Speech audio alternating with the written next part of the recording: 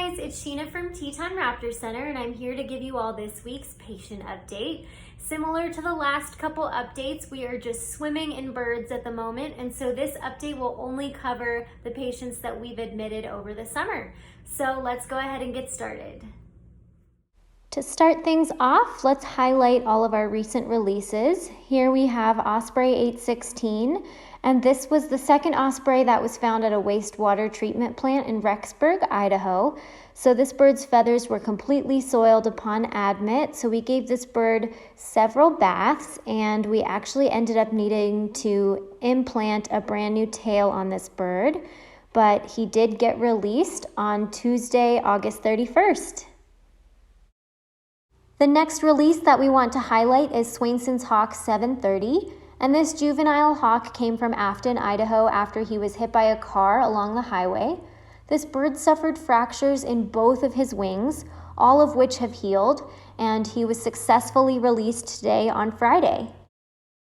And the fourth release for this week is Swainsons Hawk 84. This juvenile Swainsons also came from the Afton, Idaho area and was also hit by a car.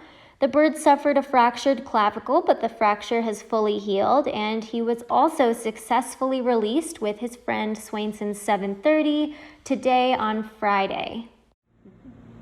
Our second release of the week is Swainsons Hawk 811, and this juvenile bird came from Idaho Falls, and we found this bird emaciated upon admit. He's gained a lot of weight and has been able to catch live prey successfully, so he was released on Tuesday, August 31st as well. In the email link. First up for our current patients is Swainsons Hawk 831. And this juvenile hawk came from Etna, Wyoming with some nutritional issues, as well as possible paralysis on the left side of his body. So for about a week, this bird will receive supportive care until he will be reevaluated to see how we're going to proceed with treatment. Next up is RedTailed Hawk 830, and this juvenile bird was admitted from Jackson, Wyoming and was emaciated upon admit. So we've started him on the emaciation protocol, and he's receiving a couple small meals a day of clean meat only until we can kickstart his metabolism and make sure that he can digest food properly. Next is Swainsons Hawk 826, and this juvenile bird came in from Victor, Idaho, and was also found emaciated upon admit. He, similar to the red tail, is receiving several small meals a day of easily digestible food and is expected to move out of the oxygen unit soon and into the ICU. Next up is our juvenile Peregrine falcon. This is Peregrine 826, and this bird came in from Victor, Idaho with a foreign object found in his stomach upon x-ray. We started him on a course of antibiotics, but the bird has not started eating on his own yet. So once he's through with his antibiotics and the bird starts self-feeding, he'll move out of the ICU and prepare for flight conditioning. Next we have juvenile Cooper's Hawk 825, and this bird came in from Evanston, Wyoming after he collided into a window. He's recovering from a small coracoid fracture in his wing as well as some head trauma, but we do expect him to make a full recovery soon. Next up, we have Swainsons Hawk 823, and this juvenile bird came in from Victor, Idaho after a suspected car strike incident. The bird has fractures in both her coracoid and her clavicle, but luckily both heal really well with cage rest, so here she is in a small mew in the PCU, just recovering. Next is Golden Eagle 822, and this juvenile eagle came in from Teutonia, Idaho and is currently receiving supportive care while he's in cage rest. We hope that after some cage rest we can begin flight conditioning, but that will probably be towards the end of the month of September.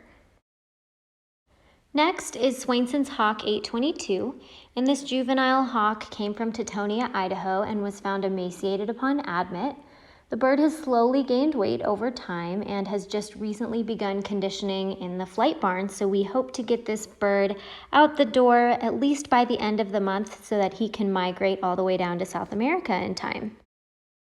Here we have Osprey 817, and this juvenile osprey came from Idaho Falls after being found entangled in baling twine on her nest platform.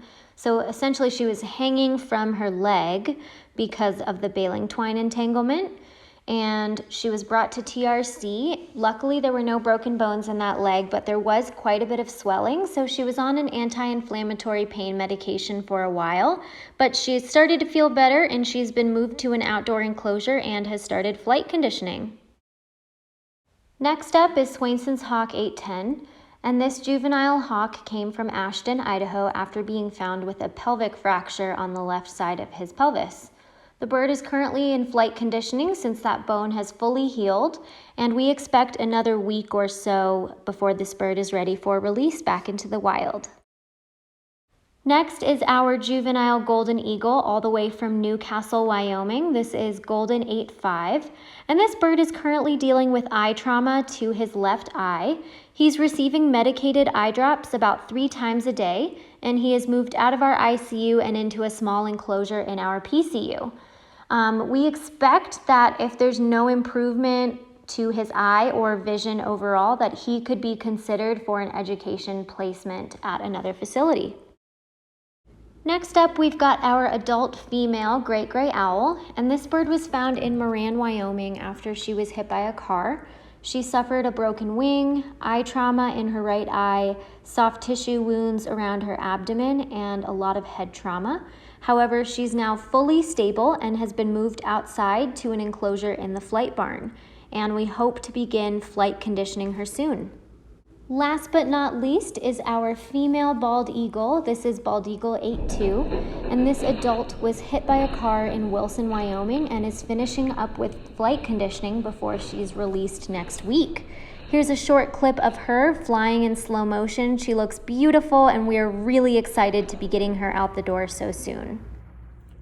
All right, that's all we've got for this week. I hope you guys enjoyed learning more about our birds, and I look forward to talking with you all next Friday. Bye!